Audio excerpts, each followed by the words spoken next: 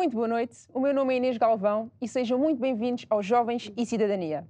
O programa cujo objetivo é chamar a atenção de todos os jovens e cidadãos portugueses para o seu papel importante e fundamental na construção da nossa sociedade digna. Uma sociedade para que todos os cidadãos portugueses possam viver com dignidade.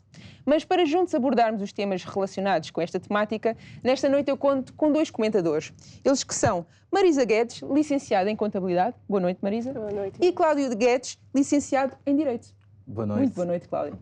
E antes de nós avançarmos então na temática desta noite relacionada com a migração, eu queria pedir à Marisa, se puder ler, um dos princípios fundamentais que constam na nossa Constituição.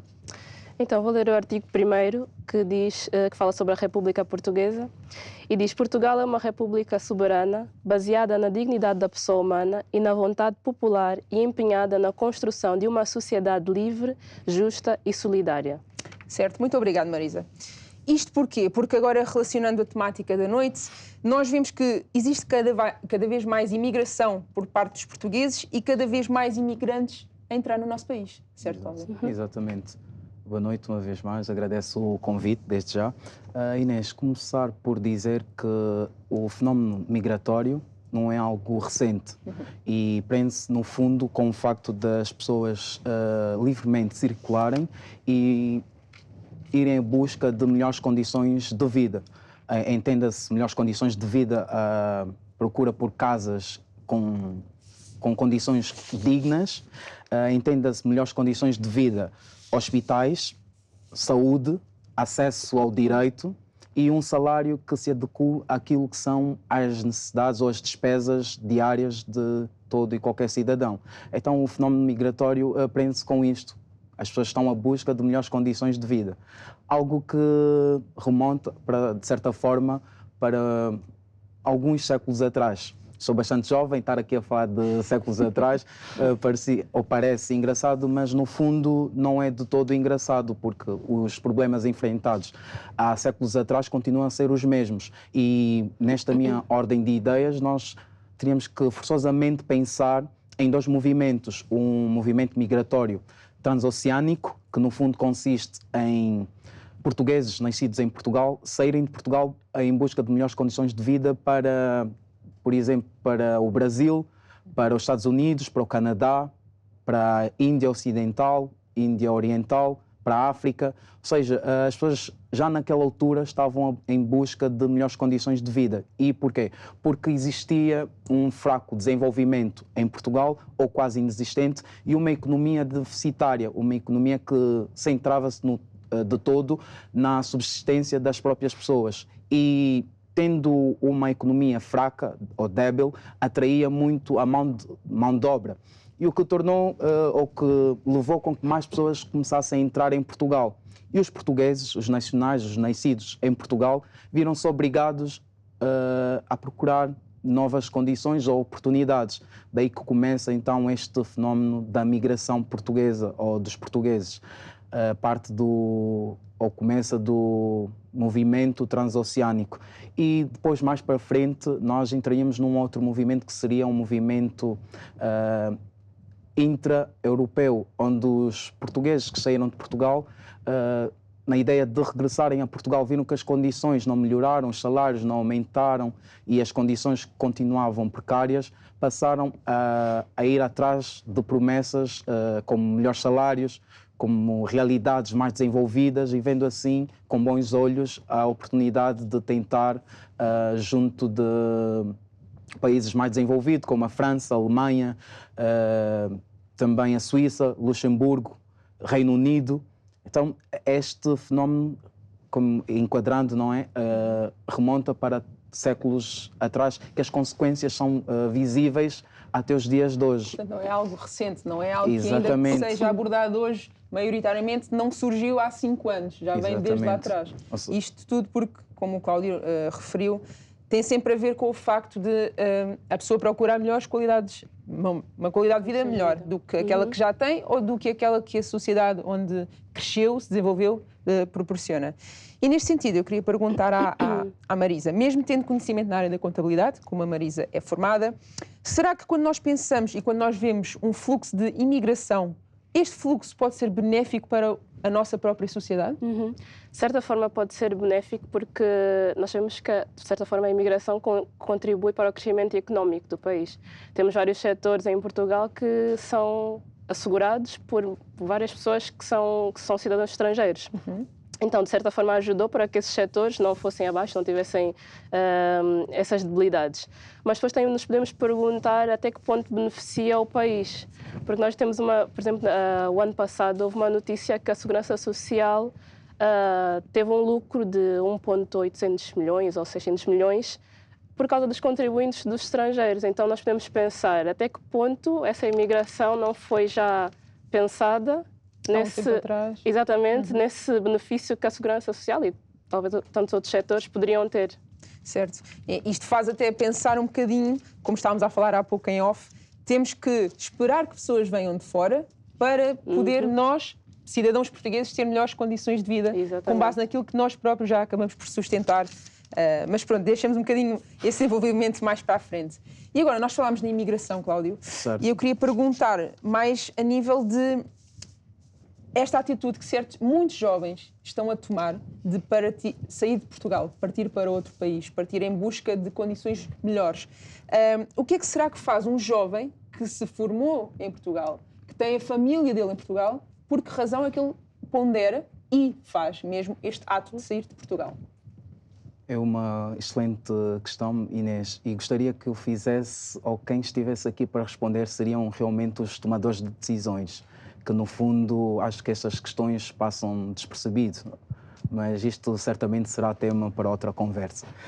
Diria eu que os problemas enfrentados por estes jovens, como o enquadramento que eu fiz, já vem anos atrás, e o que acontece é que estão a ser criadas políticas não políticas, não estratégias socioeconómicas ou até mesmo fiscais que incentivem estes jovens a permanecerem em Portugal. Fala-se de um IRS jovem, fala-se de políticas de regresso, ou seja, algo que traria os jovens a Portugal, mas nós não vemos de facto um aumento salarial. Eu tenho custos com a educação, eu tenho custos com a habitação, eu tenho custos com a saúde, o transporte e daí vai, mas não vimos que estes jovens recém-licenciados ou até mesmo jovens que tenham tirado o mestrado e fazem o doutoramento com um incentivo salarial, porque no fundo nós temos que tocar nos pontos e chamar as coisas pelos nomes. Nós não vemos um aumento salarial. Por exemplo, nós não vemos um ajuste fiscal. Então, um jovem que é recém-licenciado, um jovem que terminou a faculdade, ter uma carga fiscal como a que se tem e o salário, será que este salário está adequado às suas necessidades, está adequado às atuais ou os atuais preços praticados no mercado? Então, eu diria que o que leva os jovens a saírem realmente de Portugal após a boa formação, porque Portugal, os quadros portugueses são reconhecidos internacionalmente. Logo, não é um problema de educação que se enfrenta, é um problema de má gestão, é um problema de políticas que nada tem a ver com incentivo ou valorização dos jovens. Então, nós temos que chamar as coisas pelos nomes. Nós temos que entender que há dinheiro em Portugal, há condições para os jovens, mas não há, de facto, a iniciativa política de assim o fazerem, terem os jovens a trabalhar, de facto, em Portugal. Então, aumentem o salário, diminuam a carga fiscal, construam mais casas e a ver vamos se os jovens voltam ou não. Mas este desafio, como eu disse, teria todo gosto de ver certas entidades ou tomadores de decisões estarem cá a responderem. Mas, como eu disse, isto certamente será tema para outra conversa. Exatamente. E antes de prosseguirmos aqui com o tema, eu queria ler a nível de notícias sobre esta temática da migração. O próprio Observador diz que o governo está empenhado em que os imigrantes regressem ao país. E até sublinha que o governo já começa a implementar as medidas para apoiar com a questão da isenção do IMI e do imposto na compra da primeira casa. Mas, Marisa, será que tudo isto é suficiente para fazer que os jovens voltem para a sua casa, para o seu país, o país que o viu crescer, o país que o formou e onde ele tem a sua família? Eu diria que não, porque nós vemos estas medidas centram-se muito na habitação, que é realmente um problema que temos vivido atualmente, mas eu pergunto-me, um jovem que receba, por exemplo, o salário mínimo, não sei como é que ele poderia usufruir desta medida quando os preços das casas estão muito elevados. Então, ou seja, se com estas medidas, muito provavelmente, o aumento da procura vai se fazer sentir, automaticamente as casas vão ficar também mais caras e nós não conseguimos ver tantas... Essa parte benéfica. Exatamente, não conseguimos ver mais casas a serem construídas, por exemplo, porque a procura é tanta, mas depois não temos a oferta correspondente para suprir essa necessidade. Então, pergunto, é um incentivo realmente bom, já é um peso que é tirado dos jovens quando eles pensam em comprar a sua primeira casa, porque nós vemos que os jovens atualmente, até aos 30 anos, vivem com os pais, porque não têm forma por mais que queiram, exato, por mais que queiram, estas medidas, mas... atingir essa independência. Isso realmente é uma situação triste, porque acredito que os jovens que vão para fora vão com esse objetivo, independência, começar a dar os seus próprios passos, né? Saírem da casa dos seus pais, constituírem família. Infelizmente não conseguimos fazer isso já em Portugal com as medidas que temos atualmente. E pelo que a Marisa até referiu, esta questão pode até influenciar a própria natalidade, mas também não é algo que vamos desenvolver neste programa, porque antes de nós continuarmos a desenvolver esta temática, eu quero convidar a doutora Luísa a falar um pouco sobre esta questão da migração à luz da nossa Constituição da República Portuguesa. Boa noite. Efetivamente, a migração é um problema que existe, é um facto real e concreto no nosso país e que já existe há bastante tempo, mas para o qual a Constituição procura dar uma resposta, e isto seria uma realidade se a Constituição fosse cumprida. Porque o problema reside, efetivamente, na ação e na omissão do nosso Estado. A Constituição é muito clara e no seu artigo 108 diz que o poder político pertence ao povo. Não precisamos de ir mais longe, logo no artigo 1º diz-nos que a República Portuguesa ela é baseada na vontade popular. O artigo 2º diz-nos que o Estado de Direito Democrático é baseado na soberania popular, na garantia da efetivação dos direitos e liberdades fundamentais. Portanto, o povo é a base. Tudo em Portugal tem que ser feito a pensar no povo. O poder político está no povo. O povo tem esse poder. Contudo, esse poder que é delegado nos governantes não é utilizado para o seu propósito. A verdade é que nós temos governos que praticam ações, que praticam políticas que vão contra a Constituição e os direitos e liberdades fundamentais do povo, da mesma maneira que temos governos que omitem, que deixam de fazer aquilo a que são obrigados. Olhando aqui para o artigo 9º, que eu vou abrir, temos quais é que são as tarefas fundamentais do Estado. E desde logo o artigo 9º diz: são tarefas fundamentais do Estado garantir a independência nacional. Na linha B, garantir os direitos e as liberdades fundamentais e o respeito pelos princípios do Estado de Direito Democrático. A linha C, defender a democracia política. A linha D, promover o bem-estar e a qualidade de vida do povo e a igualdade real entre os portugueses, bem como a efetivação dos direitos económicos, sociais, culturais e ambientais mediante a transformação e a modernização das estruturas económicas e sociais. E o artigo 81 fala-nos não de tarefas fundamentais, mas de incumbências prioritárias do Estado, e aqui é muito importante sublinhar o seguinte: em grande medida, a desvalorização dos portugueses, a desvalorização dos jovens, dos cidadãos portugueses, está relacionada com a subordinação do poder político ao poder económico. Mas o artigo 80, a linha A, diz exatamente o contrário. O poder económico é que tem que subordinar ao poder político para que o poder político possa agir em nome e em bem do povo. Sendo que no artigo 81, logo na linha A, diz que incumbe prioritariamente ao Estado, no âmbito económico e social, promover o aumento do bem-estar social e económico e a qualidade de vida das pessoas, em especial das mais desfavorecidas, no quadro de uma estratégia de desenvolvimento sustentável. A linha B, promover a justiça social, assegurar a igualdade de oportunidades e operar as necessárias correções das desigualdades de distribuição de riqueza e do rendimento, nomeadamente através de uma política fiscal. A linha G, desenvolver as relações económicas com todos os povos, salvaguardando sempre a independência nacional e os interesses dos portugueses e da economia do país. A Constituição é muito clara. A Constituição prevê no artigo 70 uma proteção especial para os jovens no ensino, na formação profissional, no acesso ao primeiro emprego, no trabalho, na habitação. Depois, se formos ver, há todo um leque de direitos, liberdades e garantias, bem como de direitos económicos, sociais e culturais que estão muito explícitos: direito à família, direito ao trabalho, direitos dos trabalhadores, direito à saúde, direito à habitação. Tudo isto são direitos fundamentais em que, se forem ler as descrições, depois diz incumbe ao Estado. É o Estado que é o garante, é o Estado que tem que fazer acontecer em prol dos portugueses, em prol dos soberanos. O artigo 3º, no número 2, diz que o Estado subordina-se à Constituição e à legalidade democrática. Não fazer o que aqui está, não cumprir as suas tarefas fundamentais, as suas incumbências prioritárias, é violar a Constituição da República Portuguesa, é violar os direitos de todos os cidadãos portugueses, é fazer com que as bases da República desapareçam, é fazer com que não haja soberania, não haja independência nacional, mete em causa os símbolos nacionais, mete em causa a língua oficial, mete em causa todo o nosso país. Os jovens têm que saber quais são os seus direitos e têm que saber que podem agir e que a solução não passará por ir para fora, mas por ficar cá e lutar por esses direitos e exigir que eles sejam cumpridos e pedir a responsabilização de quem os viola. Muito obrigada, doutora, por este esclarecimento. Neste momento nós sabemos o que é que a Constituição apresenta, a maneira como a Constituição da República Portuguesa defende a nós enquanto cidadãos portugueses. E agora, Cláudio, nós há bocadinho estávamos a falar um bocadinho da questão de como a educação, a saúde, a justiça, o facto de nós não vermos todos os nossos direitos a serem colocados em prática, passa a expressão. E tudo isto acaba por influenciar o fluxo de imigração que nós estamos a observar hoje nos jovens.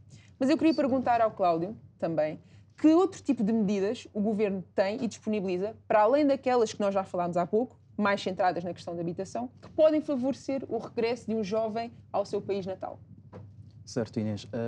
Eu estive a fazer algumas pesquisas e pude ver que há, de facto, uma medida do Estado que tem como subtítulo, se assim eu posso dizer, medidas de regresso, que são políticas que têm incentivos fiscais, de certa forma, para quem regressa ao Estado após uma prévia candidatura, porque é necessário se candidatar e depois é aceito. Ou seja, não faria tanto sentido esta prévia candidatura, porque se eu sou nacional e eu pretendo voltar para o meu país, deveria ser algo até facilitado, mas há este pré-requisito. Então as pessoas candidatam-se, há um incentivo fiscal, há por parte também da banca uma facilidade a nível de crédito, ou seja, a banca incentiva este regresso facilitando certos créditos, porque, como é normal, se eu pretendo voltar para Portugal, eu terei algumas despesas centralizadas e voltamos à habitação, não é? Eu pretendo voltar, eu terei de viver em algum sítio, em algum lugar,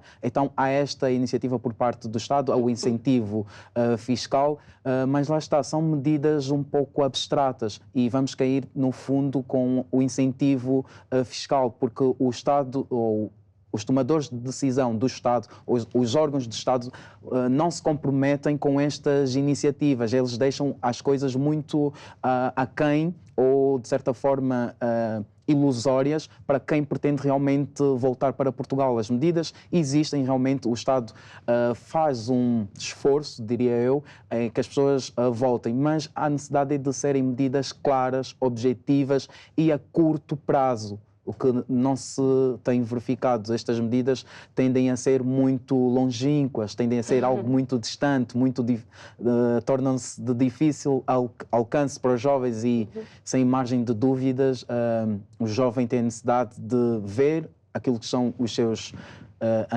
desejos, as suas pretensões realizadas hoje. Então, as políticas existem realmente neste sentido, mas há necessidade de existir um maior comprometimento, ou seja, dizer quanto é que se vai pagar no fundo a nível salarial para quem regresse, em que condições, quais são as localidades em que poderão ter casas disponíveis, sei que as mesmas existem, e até quando eles poderão pagar, quanto é que terão de dar como entrada, ou seja, são coisas claras que é necessário que o Estado ou os órgãos do Estado deixem bastante explícita, porque a pessoa, os jovens, têm a necessidade de saber para onde vão e com que contar. Então, as políticas ou as iniciativas vão existindo, mas, como eu diria, um pouco abstratas, Inês. E peço desculpa se não respondi ao certo à tua questão. Também não há muito por onde se pode ainda abordar, entrar a fundo, mas já é bom nós sabermos que, em certa parte, existe esta tentativa de voltar a ver os jovens novamente no nosso país. Exato. E também temos de ter em conta de que nós não precisamos só de habitação. Exatamente. As medidas não podem ser só relacionadas com a habitação. Uma pessoa não precisa de uma casa, que já é muito importante, mas quando pensa em constituir família, quando pensa a longo prazo manter a sua questão financeira, a sua questão, garantir educação para os seus filhos. Exatamente. Nós vimos que tudo isto são medidas que são importantes ter num país. Até mesmo a questão da justiça também.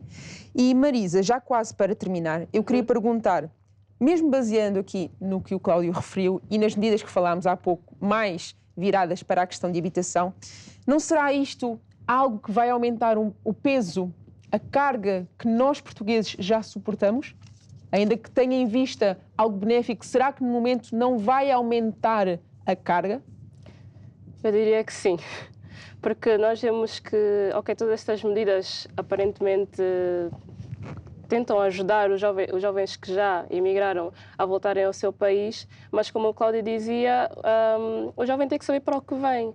Ele não irá sair do sítio onde está sem saber que ao chegar aqui tem condições para aquilo que possa viver, e como condições para viver é a habitação. Ou seja, o salário dele tem que ser compatível para conseguir pagar uma renda, para conseguir pagar a alimentação, os custos da casa, se tiver filhos, conseguir pagar a educação, os estudos dos filhos, que vemos que são situações que atualmente são complicadas, porque se o nosso salário não acompanha essa evolução, temos a inflação que está à vista de toda a gente, né? Por exemplo, se uma família que tenha filhos, o salário não acompanha essa evolução da economia, se calhar vai ter que começar a escolher ou a comida em casa ou os meus filhos vão estudar, por exemplo.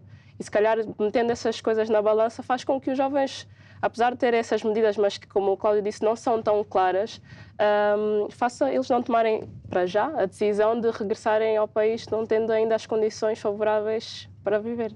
Então, no fundo, o que nós estamos aqui a ver, o ponto em comum é, há uma certa preocupação por parte do governo, por parte até mesmo de nós, cidadãos portugueses, em que os jovens, não só os jovens, quando nós falamos de jovens, sim.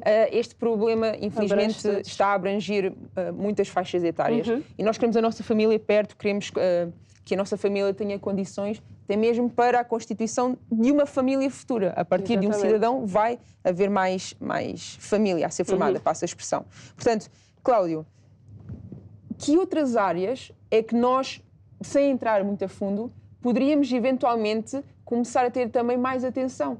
Olha, esta área precisaria de um certo desenvolvimento ou certo investimento de tempo, a questão recurso financeiro, para que se desenvolva bem e o jovem, quando vem, já tem estas condições garantidas. Quando regressares a Portugal, tens isto e tens isto. É uma excelente questão, Inês, eu diria, e gostaria de estar à altura da mesma.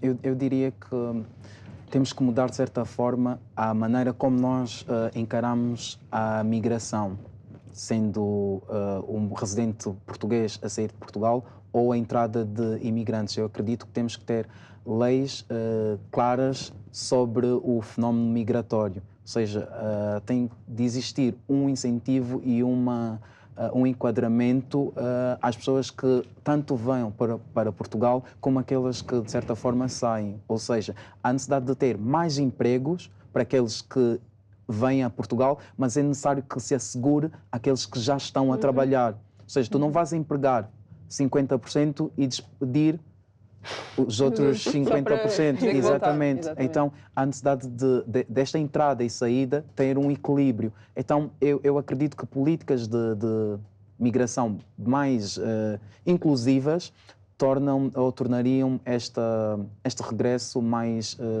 facilitado ou possível. Certíssimo. Muito obrigado mais uma vez, Marisa e Cláudio, pela vossa participação. Lá em casa acredito que tenha sido um programa que educou, trouxe bases, explicou o que está a ser considerado e pode ajudar eventualmente. Eu quero convidar também lá em casa a continuarem a assistir aos nossos programas futuramente disponíveis no YouTube e a acompanhar-nos tanto no Instagram como no TikTok. E não se esqueçam de consultar o site Você é que Decide, local onde estão estas temáticas e outras tão importantes mais desenvolvidas. Até à próxima.